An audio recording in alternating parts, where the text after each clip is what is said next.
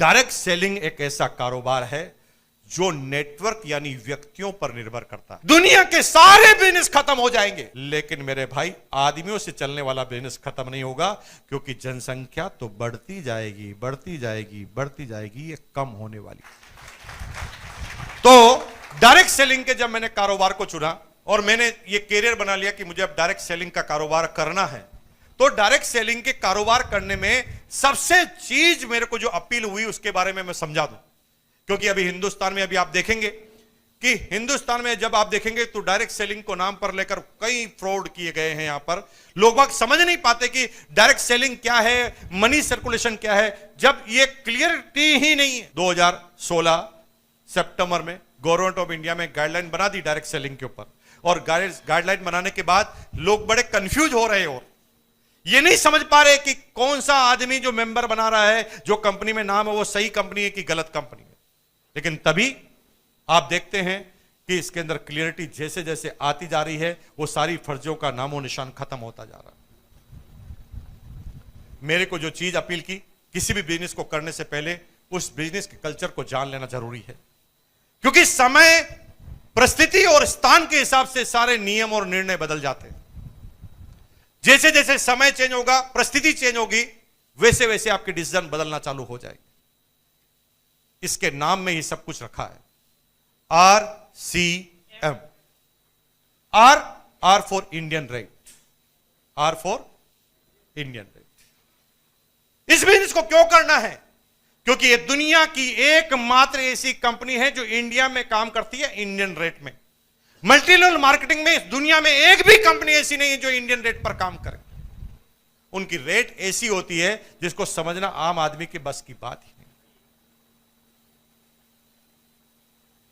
वो क्या कहते हैं, सर हमारा ये साबुन है, ये 280 रुपए का है, ये बहुत अच्छा है, ये कॉन्सेंट्रेट फॉर्मूले से बना है।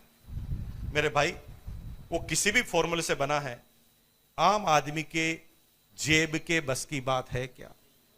या पर कैपिटा इनकम ही 5000 से नीचे है तो 280 रुपए साबुन की बात कर रहा है। यह बिजनेस मैंने इसलिए चुना कि यही एकमात्र ऐसा बिजनेस है जो हिंदुस्तान के 1 से लगाकर 100 तक हर व्यक्तियों के बीच में जा सकता है। दुनिया में ऐसा कोई बिजनेस नहीं जो सारे आदमियों के लिए कभी बनाओ। R for Indian rate, C for Indian culture. इसके सारे प्रोडक्ट कैसे आए? जो इंडियन कल्चर को सूट करते हुए। दुनिया की कुछ कंपनियां आई, उन्होंने कहा कि साहब हमारा टूथपेस्ट है 400 रुपए का, ये टूथपेस्ट 400 रुपए का है। हमने कहा इतना महंगा क्यों? वो कह सर ये अलग फॉर्मूले का है, इसके अंदर है ना आप थोड़ी सी एक बूंद लगाओ। आपके पेस्ट में तो आपको इतना पेस्ट लगाना पड़ता है, इसमें थोड़ी सी आप बूंद लगाओ, आपका काम हो जाएगा। मेरे भाई, थोड़ी सी बूंद से काम तो हो जाएगा, लेकिन मुझे एक बात समझाओ। आपके घर पे कोई मेहमान आया और आपका वो टूथपेस्ट पड़ा है, मेहमान कितना लगाएगा? मेहमान को थोड़ी पता कितना लगाना है। तो आप क्या करो, ड्यूटी करो भाई, बेसिन पे जाके खड़े हो जाओ सुबह सुबह और मेहमान से कहना इतना मत लगाना।